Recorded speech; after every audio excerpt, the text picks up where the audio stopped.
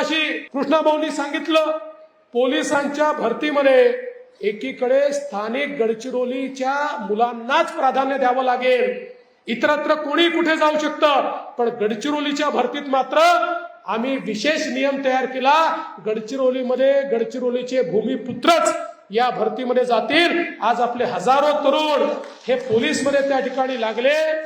एक अजून गोष्ट माझ्या लक्षात आली की आमचे जे विशेषतः आदिवासी मुलं आहेत, या आदिवासी मुलांमध्ये उपजत अनेक गुण आहेत, पण त्यामध्ये उंचीची थोडी कमतरता असते।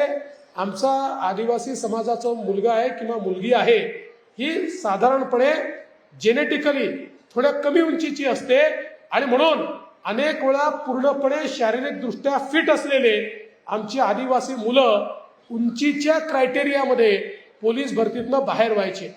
आम्ही निर्णय केला आणि स्पेशली आदिवासी मुलांकरता त्या ठिकाणी 5 सेंटीमीटर उंची कमी केली।